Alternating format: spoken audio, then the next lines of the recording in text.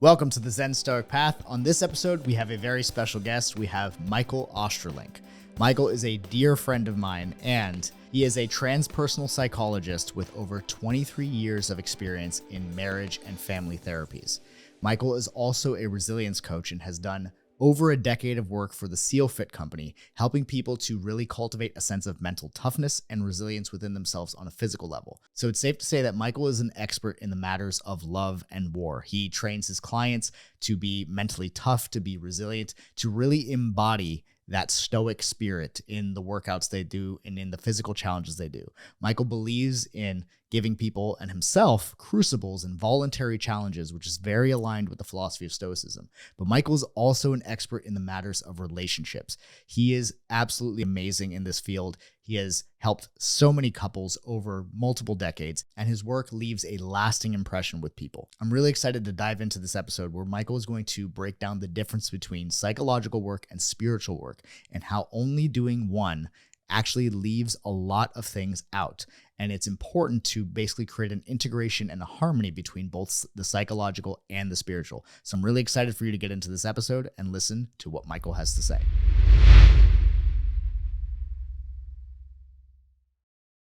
Well, Michael, I'm super excited to have you on here, man. I know we did an episode a while back, and so it's exciting to be back here on the show with you and hearing about your journey and the stuff that you're working on these days. So thank you so much for being on the Zen Stoic Path. Well, thank you for having me here. It's great to see you. Likewise, man. It's always a good time when we hang out. You know, for sure. Yeah, a lot of wisdom exchange, a lot of rascality. You know? Definitely a lot of rascality, being goofballs, a lot of laughing, yeah. a lot of fun. Yeah. Perfect, man. And some workouts too, which is really cool. Exactly. I I love that combination that you bring to the table, right? Like the goofy silliness, but also like the disciplined workouts, like that Seal Fit background, as well as, just the deep psychological wisdom, the Zen, all of that.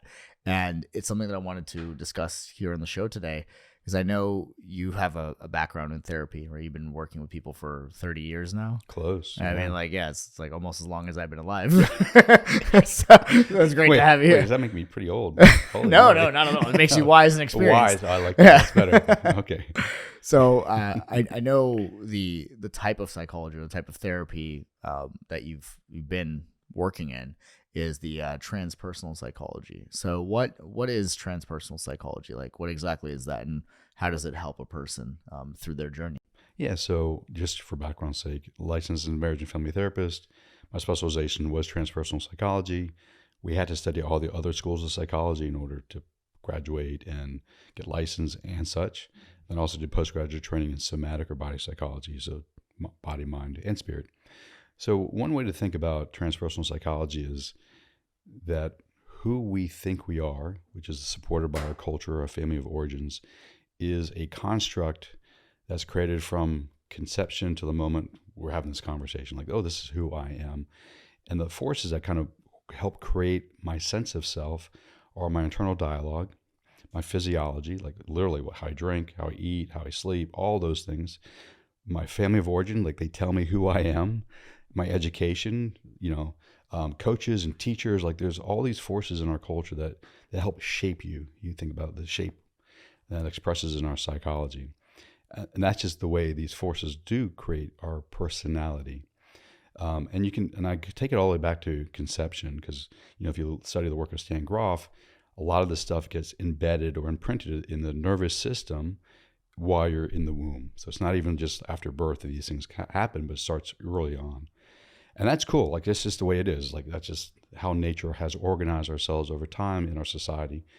Cool, but that's not who we are at a deep existential, ontological level.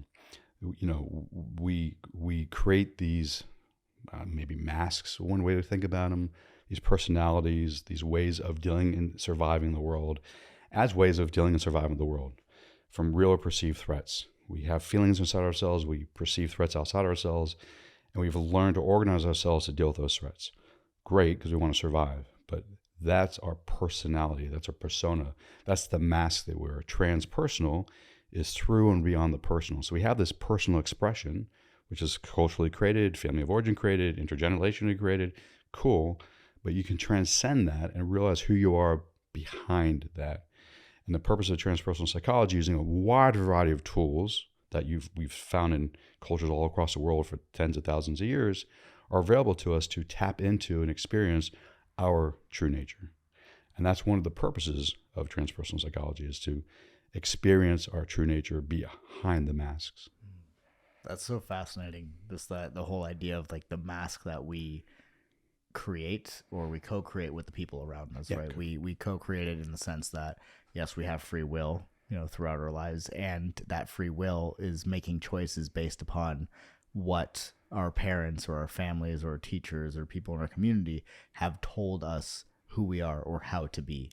And so, yes, we're making choices, but we're making choices based upon all of that construct that has been created. So it sounds like the transpersonal psychology helps a person to get beyond just what is my individual persona experience and get into what is the true nature of my being. So is that similar to states of being that somebody might find in like a deep meditation? Like what's the effect of a person discovering or becoming aware of who they are beyond the persona? Yeah, states are interesting. You have stage traits and stages of consciousness. Mm-hmm. We can jump into all those things. So I would say the first inclination that who we are is beyond who we think we are, for most people comes through a state change. Mm-hmm. They're meditating, they're spontaneously, something occurs when they're in nature, they're in the shower, they're lovemaking, they're doing psychedelics, yoga, sensory deprivation work, the wide variety of tools and practices or things can spontaneously occur where you just have that moment, and it could be a moment meaning many moments of many minutes or hours, where you just have the realization, like, I'm not these masks. Yeah, I wear these masks. They help me survive in the world, but I'm really not these masks. I have an essential nature or a soul, or, different religious and spiritual systems define it differently. But you can have that state change away from your usual state, your daily consciousness, and like, oh, wait, this is who I really am. Now, the challenges with states is they go away. So I might have this opening. I'm like, oh my God, I can sense a soul level or essential nature or whatever you might call it. And then you go back to your normal ways of being. You're like, oh wait, I have a slight memory, I have an inclination, but I'm back who I was. Okay, cool. That's why over time you want to keep doing these practices, unless sometimes spontaneously people just awake and they're done. Like, oh, I'm awake. It's no longer a state, it's a stage. It's a way of being in the world. Cool. But for most people, you have a state change, an opening, and you want to keep it open. You want to keep it open. Then you want to stabilize it. And then it becomes your new normal. But like I said, for most people, it's a state lasts a short period of time because it's a state.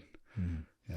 And what do you think it is that either allows a person to consistently do that state change, so consistently get into that state where they are able to see beyond themselves? What allows a person to do that versus a person who gets the state change and then it continuously like turns off or goes back to their normal way of being? Is it something that repetition in that particular state of being is required in order to create a new normal? Like, how does that work?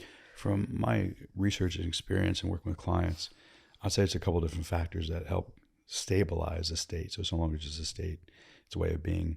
And that's continuous practice. You might be fortunate, you sit down for your first meditation and you're awake. Cool. Most likely that doesn't happen. So you keep meditating, you keep meditating, and eventually meditating, and eventually becomes stable as a new way of being. Cool. Or whatever the practices might be, you need to keep practicing them, which is tough for a lot of Westerners, especially Americans, who tend to want like a pill to wake them up or a pill to fix them or whatever it happens to be, as opposed to a discipline. Where you keep doing the same practice over and over and over again. But I also found too, but it's benefits you to have a community for a few different reasons. One, to encourage the practice. One is to help hold you accountable to continue the practice, and a community that helps you interpret the experiences when you wake up. So you don't misinterpret them, because you can. And a lot of people in our culture historically, they misinterpret their experience, or they interpret it correctly even. And then the culture goes, you're psychotic. You're mentally ill. They put a label on it. They give them Thorazine and put them in a mental institute, or whatever might happen to them. So if you have a community of practitioners who understands what you might be going through and then support you through that, because as you know, like, you have these state changes, opens up psychological material, comes flooding in. And for many people, they don't have the inner resources to deal with that. Like, I'm overwhelmed and I feel like I'm in a psychotic break. or I'm overwhelmed with, these intense emotions. Like you have Kundalini awakening and just intense emotions or energies of the physical body just start showing up, or, just weird things inside the body. If you don't have people to support you when you're going through that, it can be overwhelming. And it's also kind of points to the fact that like it's really important to do the psychological work, not just the spiritual work. Because if you're not psychologically capable of dealing with all this influx of downloads, information, energetics, it can be overwhelming. So, and one more time, as you know too, like the psychological material can be old stuff from wounds, traumas, and stuff that just come back out and want to be fully digested. But if your system's incapable of digesting them, you could re-traumatize yourself. So like, building the inner resources, doing the practice, the disciplines, and then having a community is so important. What would you say the major difference is between doing the psychological work and the spiritual work? Because I find that some like people will talk about and use these terms, and they're sometimes using them as like one and the same, as like, well, I'm doing this work and it's the spiritual work, but really they may be talking about doing the psychological work. So how do you delineate the two of those things?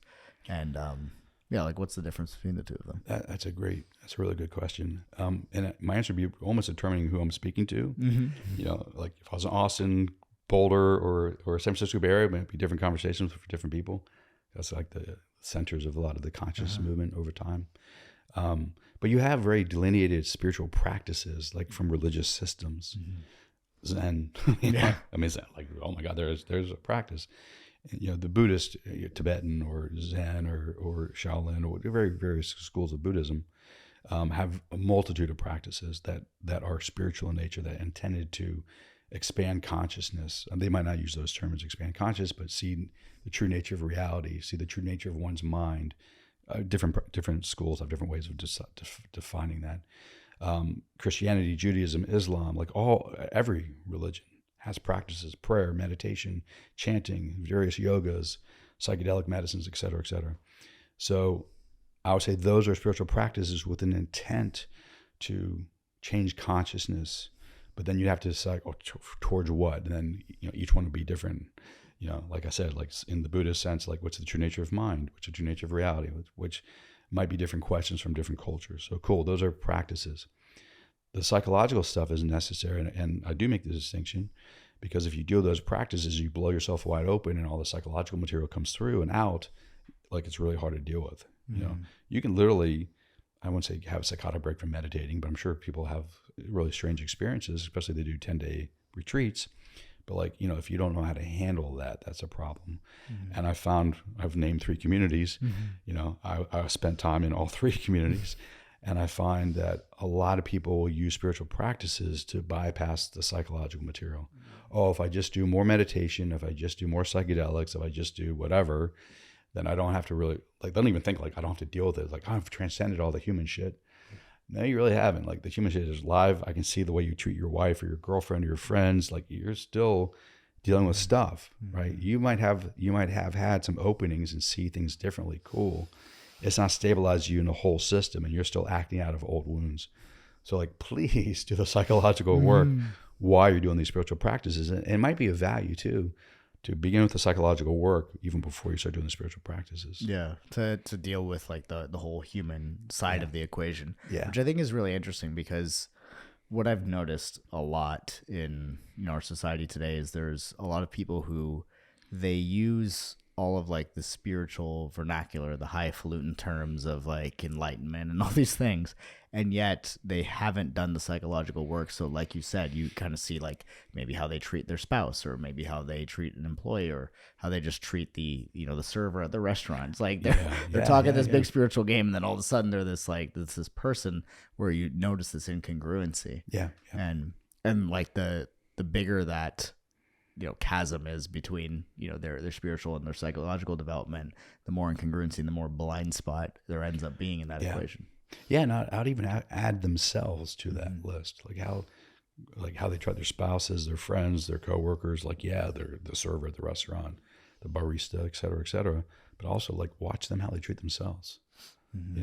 Because if they're doing spiritual practices to open the heart to be more caring, compassionate, and loving, cool. Are they caring, compassion, loving to themselves, as well as to their spouse and all these other people we just talked about? And you could be more inclusive and expansive and say, like, how do they treat the earth as a complex adaptive system? You know, like, those are questions. And we've had this conversation before. It's like, I love mental masturbation. Smelling your own farts, if you will. Yes, I love smelling my own farts. I love talking about all this stuff. Yeah, exactly. Like enlightenment and all that stuff, stages, traits, and blah, blah, blah, blah. And it's like the ultimate question for me, you just brought up, is like, how do you treat yourself and other human beings? That's like the more important to me working with clients than like they know stuff. Oh, great. I'm glad you know like the 8 stages of this or the 12 stages of this or the structure of that. Cool. How do you treat other human beings? How do you treat yourself? I think that's one of the most important things, especially because I know you and I both like share a lot of like, you know, I would say an interest and a passion for Zen, right? For understanding Zen. And there's one of my favorite stories, you know, that's a Zen, you know, parable, is the story of the 2 monks in the river. Yep. And how, you know, one is this older monk, one is the younger monk. The younger monk is like all about perfection and like doing everything perfect. And he, you know, takes the vow of celibacy. And the older monk also has taken this vow of celibacy, but the older monk is more about, you know, just being a human being. As in Zen, they talk about how, you know, or at least Alan Watts would talk about, he said, to be Zen is to be perfectly and simply human. Or as Dogen Zenji said, right, to study Zen is to study the self, right? To study the self is to forget the self, which is, you know, speaks a lot to how we might treat people. But these 2 monks, they're on their adventure and they approach this river in between towns. And there's this woman with this beautiful silk dress who cannot get across without destroying her dress. So the older monk gestures, you know, to this woman. She accepts and he picks her up and carries her across the river, puts her down. And the monks, you know, they go on their merry way. And then hours later, the younger monk is, you know, stressed out, disgruntled, and he's like, I can't believe you picked up that woman. You know, like we took a vow of celibacy not to even look a woman in the eye, and yet you picked her up and you carried her. How do you reconcile that? He said, well, I put her down at the river. Like, why are you still carrying her?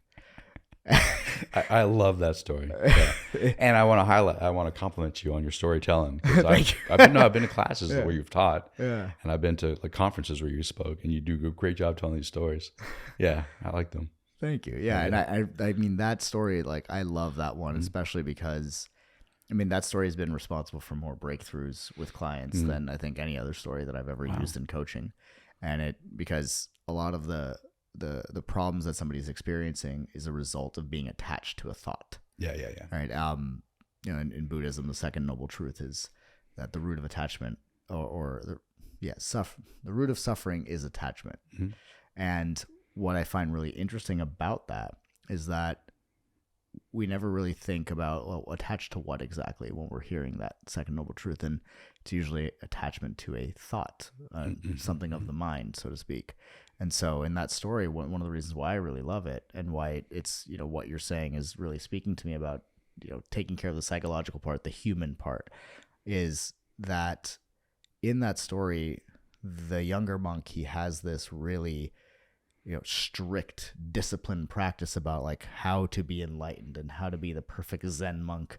And yet the older monk is focusing more upon his own humanity, like the perfection of his own humanity and loving like what is in his reality, so to speak. And I think what's fascinating about that is that when we try to get all high and mighty by just doing the spiritual side and not the psychological side, then the way that we treat ourselves and others ultimately suffers. Yeah. And I love to speak to the attachment, but not necessarily from the Buddhist perspective, because I agree with that, you know, the Four Noble Truths. However, one thing I've discovered myself for sure, but in other people on the spiritual path, is I'll just give myself for example. I shared with you not too long ago that a couple of years ago I decided to deconstruct my witness. I've been meditating since 1979 or so, and I've done I have this great capacity to see everything. Like my thoughts are clouds in the sky and sensations and feelings and stuff. But I was able to make such a distance between me and my experience that I was able to disidentify from my experience and use it as a spiritual bypass of sorts. Oh, I don't need to feel that. That's below me. Oh, that's in my body. I don't need to think that that's below me. Like, oh shit, no.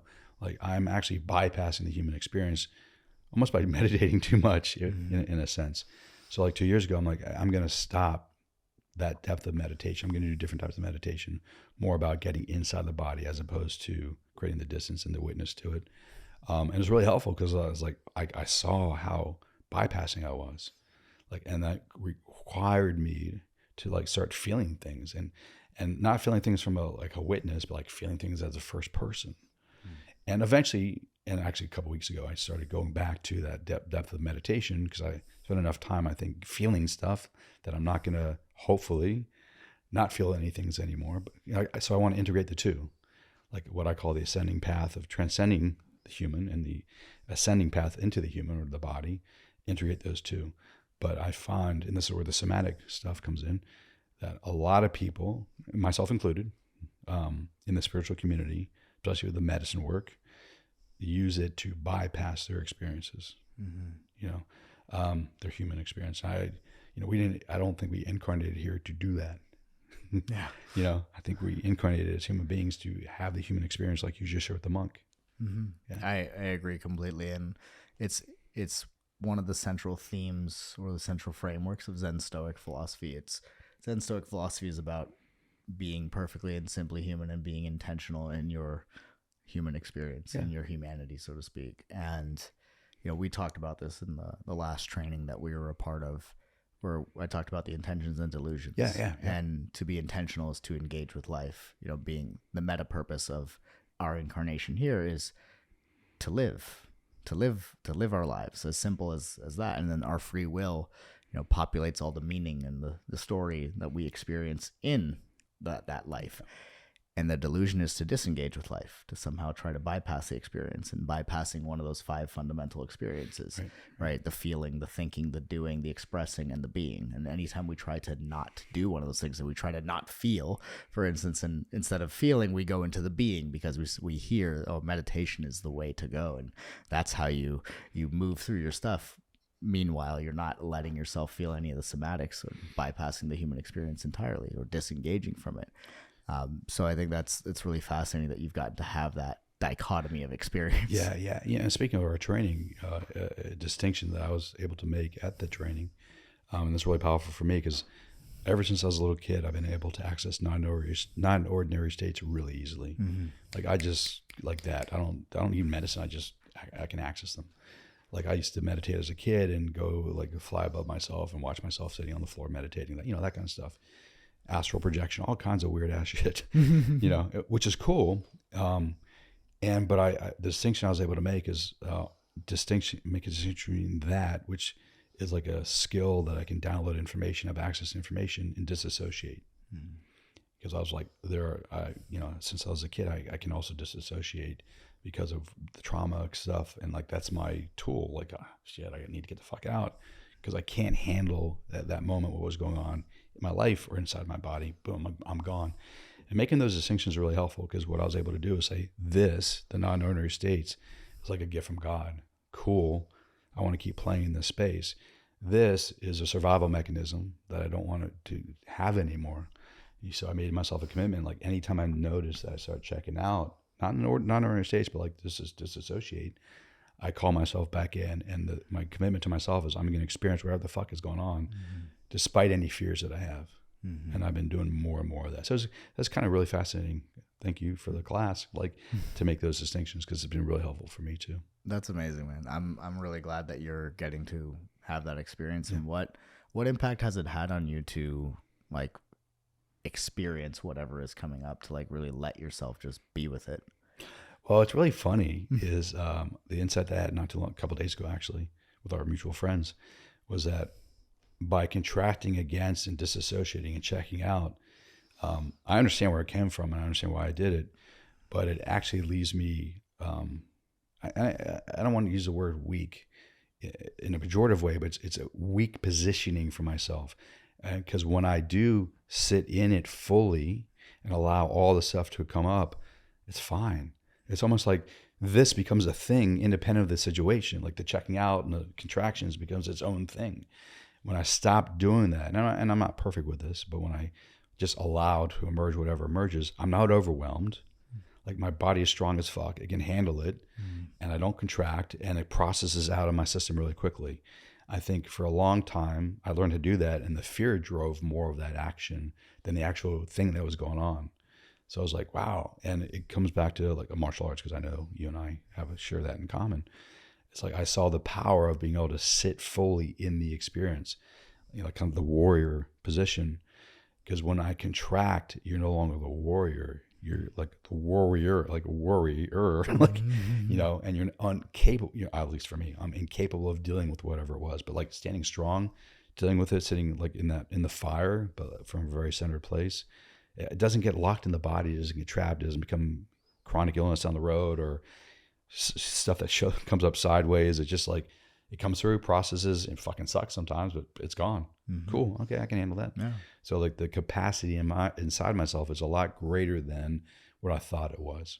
That's really an important and insightful lesson that you've experienced with all that. The problem was never the feeling that you were contracting against; it was the contraction itself.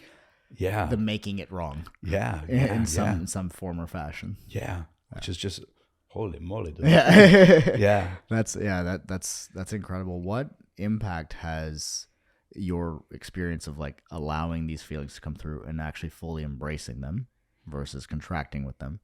What impact has that had on the somatic work that you do with clients, or like your understanding of the somatic work? Yeah. I try to eat my own dog food, so I try to live what I teach, but I'm a human being and I don't always do so well. And I've always worked with people to like, okay, sit with your own experience, allow it to emerge. And I knew what that meant, but now I even like over the more recent time, like I really know what that means. Like I had the primary first person experience of like what that is, and it's a cognitive thing, it's an emotional thing, it's an energetic thing, it's a physiological thing. And I think it just gives me much greater compassion and care for my clients, but also insight to watch them and get a sense like, oh, are you really allowing? Are you really letting go? Are you really allowing the fullness of the experience to come through? Because everyone's different, but I can kind of watch like, oh, okay, you claim to be allowing the process to come through the human system, but I notice you're holding your breath. Okay, cool. So it just gives you more insight, or some tightness in the jaw or collapse of the shoulders, however the posture is affected and contracts against. I notice more subtly of that stuff because I notice myself more subtly, like, oh, okay, I'm not doing it as fully as I was, but there's still some contraction. That's really interesting. So it gives me more awareness of what's happening inside of me. So it gives me more awareness of happening inside of them, or couples. Like if I work with a couple, I seem to be more attuned to their energetics and somatics than I was. Getting better at that.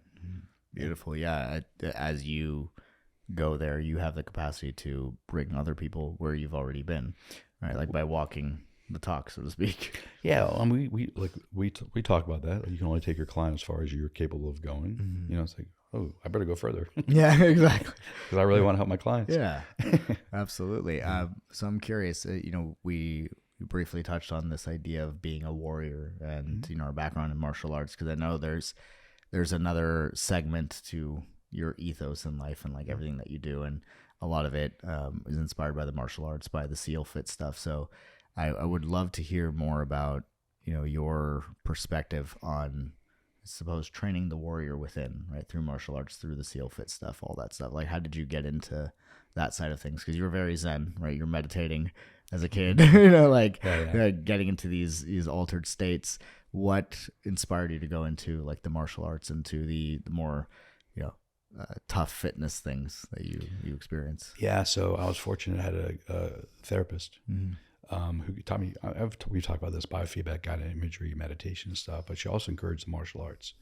So I got into Taekwondo, which is required by law for every kid 9 years old and where I lived. So I got into Taekwondo. And and I think a couple of different things. I was fortunate because I had really good instructors. And the instructors were not just like, there was a meditative warrior type feel to the training. It wasn't just get a new belt. Like I just had really good instructors. So that was part of it. But also I grew up watching Bruce Lee, and the heroes we had on our television shows and our movies and stuff were, very warrior-like. I mean, they're TV shows, but you're a kid and you read comic books and you watch Kung Fu, David Carradine, you watch Bruce Lee movies. You're like, and I did this every day. Like, I'd watch Enter the Dragon every fucking day for years and years and years. And I'd be in the basement and I'd meditate, not while I was watching Bruce Lee, but I'd meditate and then I'd train with one of, mostly Enter the Dragon in the background, but some of the other Bruce Lee movies. But as I got older, I was fortunate for a couple different things. Born and raised in Virginia, Northern Virginia, and DC, most of our neighbors were military, law enforcement, intelligence agents, agency and stuff like that. So I just kind of surrounded by that kind of way of being in the world, which is awesome. And then, I just got introduced to new martial arts over the time. And each martial art was like a door opening to a different aspect of the warrior tradition. And eventually the last two I trained in, what I'm training in now is Krav Maga, which is less of the warrior tradition from the Eastern perspective because it's a really combat art. But it's like, very offensive, very frontside focused, very attacking. And that balanced with some of the Eastern, more philosophical traditions, which I studied, was really helpful. And then I can speak to the SEALFIT thing in a moment. Yeah. But I just love the martial arts. Yeah. I mean, you and I share that, right? We're kindred spirits in that way, because Bruce Lee was my first ever hero role model from when I was like 3 years old. That's awesome. And I was just riveted by this man, especially like watching, Enter the Dragon and stuff when I was a kid. And I know there's a quote from that movie that you and I always like recite to each other, which is, it's like a finger pointing to the moon. Don't concentrate on the finger or you'll miss the heavenly glory, which is that whole aspect in Zen. Like the finger pointing at the moon is not the moon. And I'm just very curious before we dive into more warrior stuff. What is your perspective on that quote and like the importance or like the notion of how the finger pointing at the moon is not the moon? Yeah, I'm going to say something very controversial and I'll make it more religious as opposed to just a Bruce Lee statement. There's a book I read called If You See the Buddha on the Road, Slay Him. Mm-hmm. And there's a similar concept in Christianity, but it's not very popular. That's why it's like probably worried about this, what I'm about to say. But like, if you focus on Jesus, if you focus on the Buddha, you're missing their teachings. You're focusing on the finger, not what it's pointing at. And so you're getting caught in concepts and ideas as opposed to primary religious experiences of changing your consciousness, opening your heart, being more caring, loving, and compassionate. Then you're just doing rituals and rote learning and ideas and concepts, which is fine, cool, but that's not what they're pointing to. They're pointing to how you can show up differently in the world in a more loving, caring way, or whatever the message is for the particular teachers or incarnations of God or whatever you want to say. So I'd say like that. It's like I love the martial arts, and I'll circle back to the martial arts. I love the martial arts. I love the physical training. I like the sparring. I love all that stuff. But that misses the point if that's all I was connected to. It's the higher spiritual practices that the martial arts leads you to that I think are ultimately more important. So yeah, let's spar, let's work out, let's do cool stuff. Awesome. But like, it's more of like character development. Fudoshin, it's like equanimity, the unmovable heart, like how you can show up in a really powerful, loving, caring way, straight, powerful, loving, and be of service in the world. Mm-hmm. And it's not just about kicking someone's ass or whatever it is, I think that's the higher calling of all the martial arts. Agreed. And I love the kind of lower calling of all the martial arts too. Yeah, I love that you brought that up with the slay the Buddha.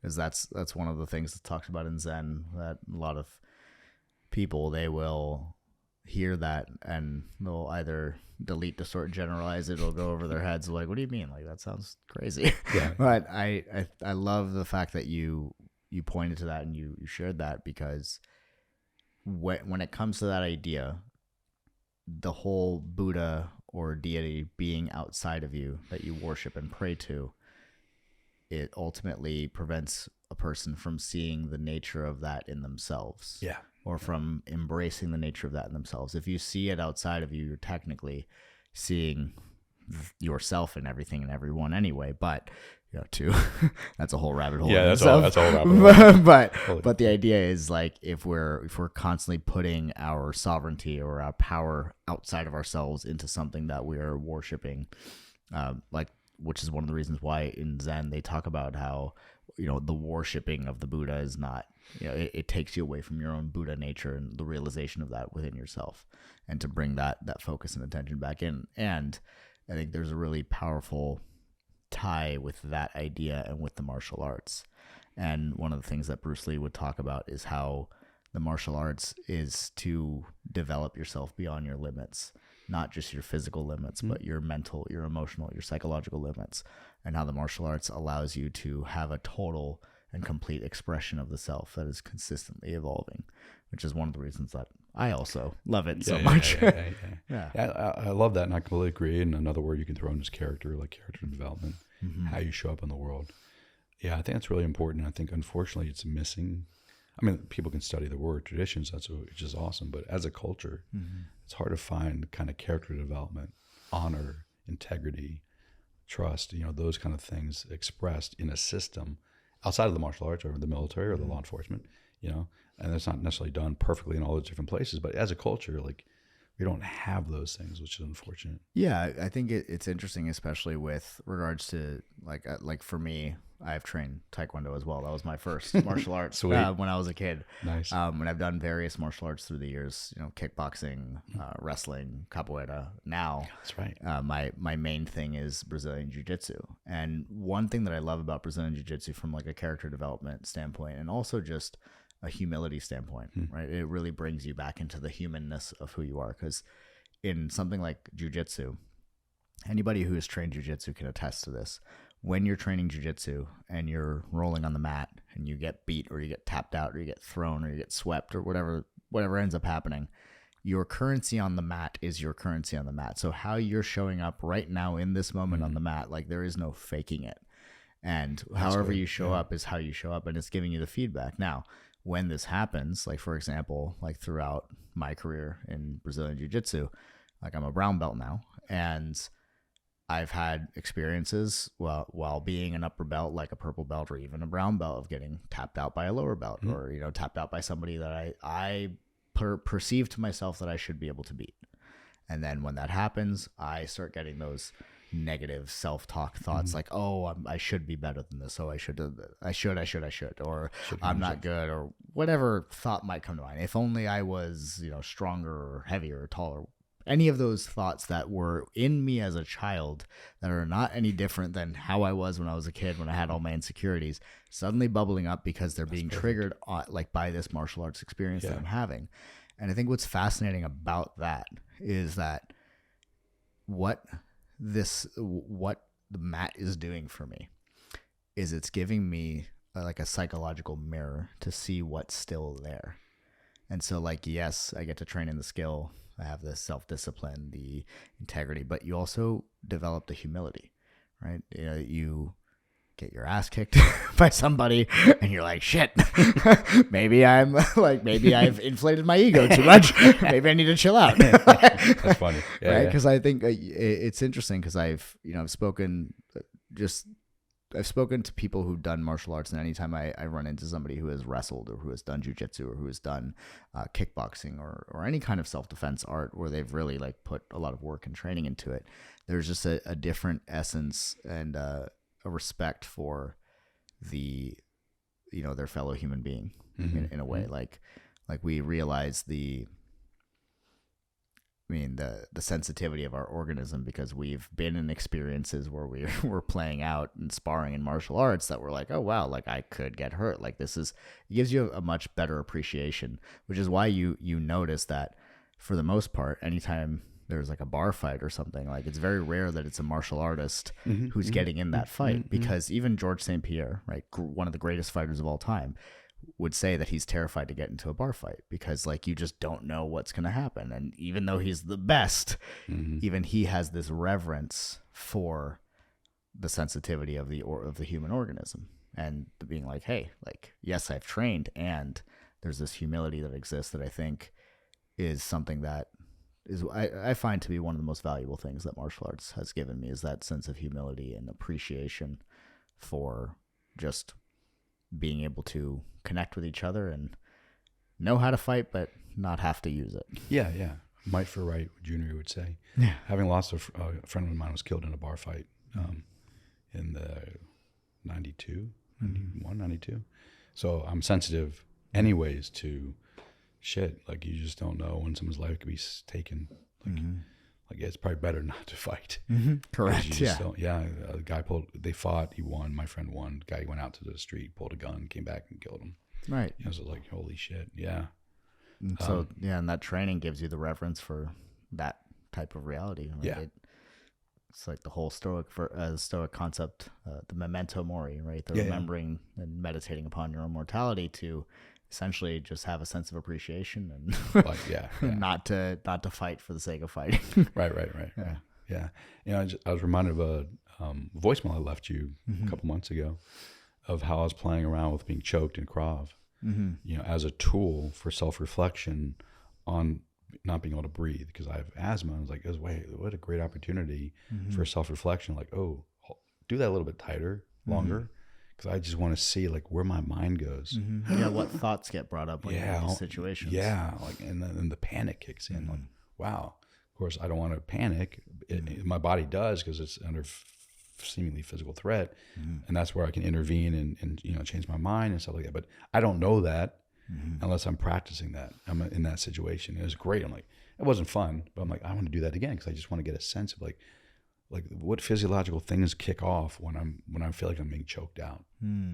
Shit. Yeah. What thoughts are coming up and what's still there. Yeah. It's like when we feel pressure or we have experiences of exhaustion, or when we, again, our environment, like that's why I think cold plunges and saunas are so important for you know, to be able to give yourself that experience, because it's like life will squeeze you in situations and things that'll come up. And if you practice, in essence, being squeezed, putting yourself in challenging situations. Crucibles.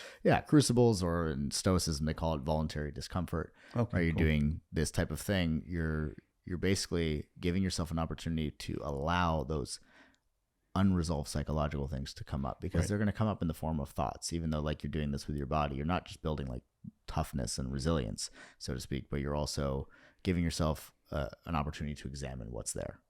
Well, that reminds me of when we did the cold plunge at the first retreat we did. And I'm like, I can do that, you know. And Keith and Arrow, or I think my Keith was like, or someone might have said to me, don't mental tough your way through it. Just sit with it. I'm like, oh shit, okay, I'll try that. Completely different experience. Completely different. Because I've been trained to like, exactly, effort through seal fit, like, and it's like, no, like the higher order thing is just like allow and feel whatever comes up, cool, as opposed to tough your way through it. Yeah.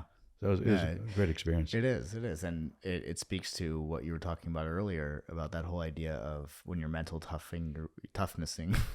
That's even a verb. if you're using mental toughness to get through a tough experience, so to speak, you're doing that contraction.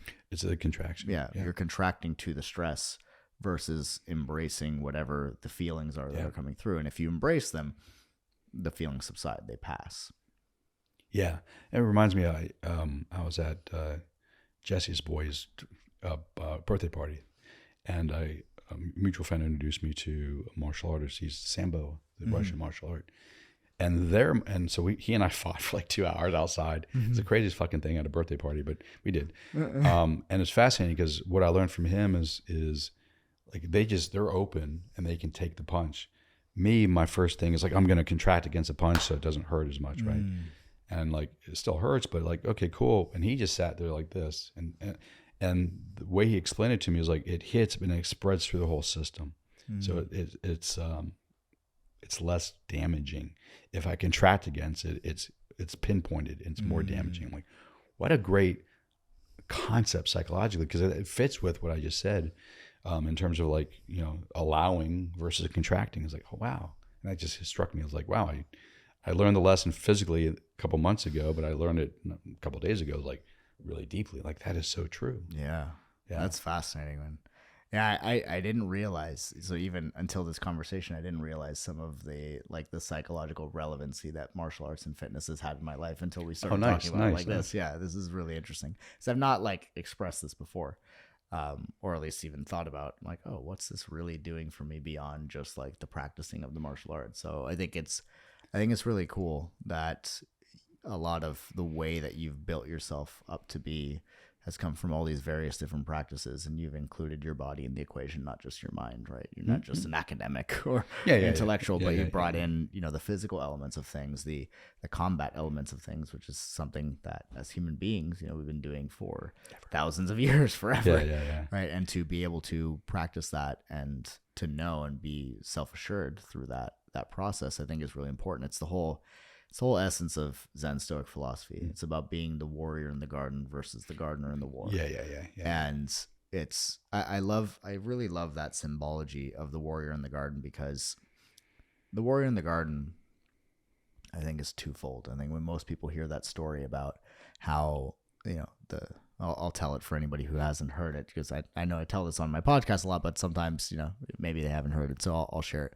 So basically, there's a samurai master with his student, and on their day off, they're walking through the garden, and the master's talking about how important it is to live a life of peace and tranquility, and to make sure that you appreciate the beauty in the world. And the student's like, dude, you just taught me how to destroy my enemy in battle yesterday. Like, what are you talking about?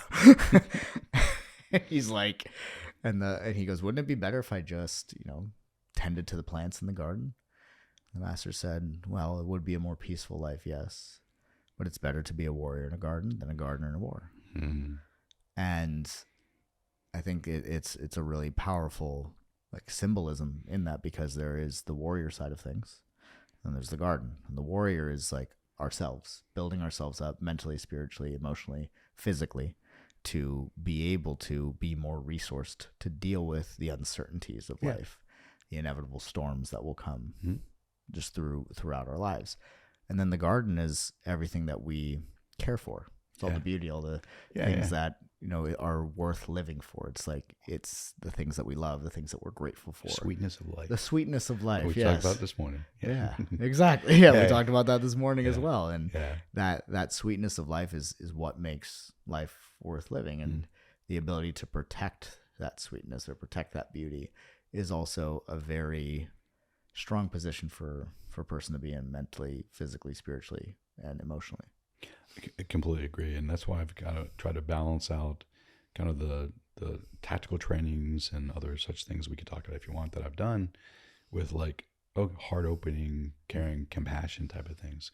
So I'm operating from if I have to do anything, whether it's physical violence or just holding a space for another human being that needs that space holding, I'm capable of doing, but I'm operating from a good, heartfelt, soulful place, not from an ego place. Yeah, and that's the foundation. Needs. Yeah. I really like that a lot. So I'm curious, you've been doing these trainings lately, right? Learning different coaching modalities, things that we've participated in together, and I know it's influenced the work that you do with people. So what are you most excited about right now in the work that you're doing?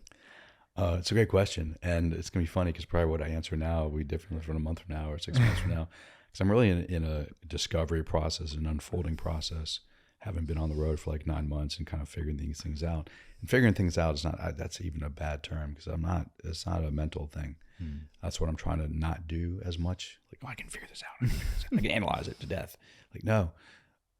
Presently, I'll put it that way, having done the training that we just finished, Psychitech 2, and we did these 7-8 hour sessions with a client. I'm like, wow, that was so cool.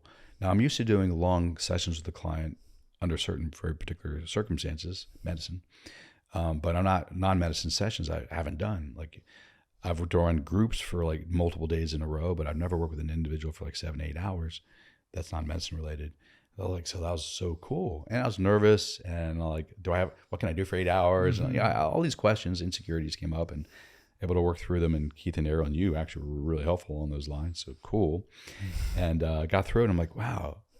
It just challenged my whole paradigm as a therapist. You do an hour every week or every other week, whatever the structure is of therapy or even coaching. I'm like, no, I've turned my whole life upside down and I'm shaking it this year. I'm going to shake that too. And I think, I say the thinking again, I feel that part of the exploration and possible the manifestation of this stuff is to do more of the intense stuff. Hey, let's do 1 or 2 or 3 day sessions with clients. And you do pre and post, because you got to get to know them make them feel comfortable with you, understand their outcomes that they want. And then you also, want to integrate so you can do that kind of work. So I'm looking at like completely breaking apart how I've done things for almost 30 years and doing more intense type work. And I want to do more in-person type work, the intense in-person kind of work. And as we've been talking, and this hasn't fleshed out completely, I want to do more outdoor adventure type coaching, using the outdoor and opportunities to do stuff outdoors, adventure type stuff, as a means for psychospiritual growth and physical growth as well. Because having worked for SailFit, for a decade and doing all kinds of really crazy ass shit outside, I've seen the benefit of like hard physical challenges. Not necessarily want all my clients to go do a corporal camp, anything like that. Although if they want to, I work on that with them. But like, how can we put them as an individual or a small group or a couple in really interesting situations in nature that challenges them as a whole human being and allows them to grow in intensely, like in a shorter period of time, as opposed to an hour every week for 6 months or whatever it is. So I'm playing around with those kind of things and see where they land. Yeah, I like that a lot. I like you're using a lot of the things that inspire you naturally to also create experiences for your clients, to give them the opportunity to not just do this inner work, sitting in a chair in an office or something like that, but, by having a whole experience that goes with it, and one that encompasses nature and the elements, so to speak. Yeah. So if people are interested in doing something like that, where can people find you? What's the best way for people to get in touch with you if they're looking to have that type of experience? A website, Michael D. Ostrolenk, OSTROLENK.com. A new one's coming out here in a couple of weeks. So like by the time people watch this, the new website will be up, and it starts having more of what we just talked about, these intensives. Some of the adventure coaching will be referenced on there. My work with couples, my work with groups, my work with individuals. But you can reach me there. And I'd be curious, like, you and I, we talk all the time anyways, but like 6 months from now or a year from now, what's this actually look like as it continues to unfold? I don't know, and I don't want to lock that into place. I want to see what kind of organically emerges as I have these conversations with clients and see what they want to do in terms of playing and trying new things out. Amazing. Yeah. I love that. And so my last question for you before we wrap up is, what does it mean to you to live a liberated life? So the way I look at it is it's an iterative process. Like you can free yourself and then free yourself and then free yourself. You can liberate yourself from cultural, intergenerational, familiar programming. But I don't know that, and my name of my program is The Emergent Human, that there's a final endpoint. Like, in the spiritual sense, yes, you can find your true nature and no mind or all those kind of Zen things, right? Cool. But I'm talking more in the human space. It's an iterative process that you free yourself and you live your life, and then you realize there's still some restrictions, still some contractions, still some limitations of your thinking. And then okay, I want to liberate myself from that. I want to free myself off from that. Cool. And then you get in a new relationship. You're like, holy moly, I just ran into myself in a completely new way. There's so much more to work on. Or you go home for Christmas or Hanukkah or any of the holidays and you're spending time with your parents. You're like, oh shit, okay, there's even more stuff to work on.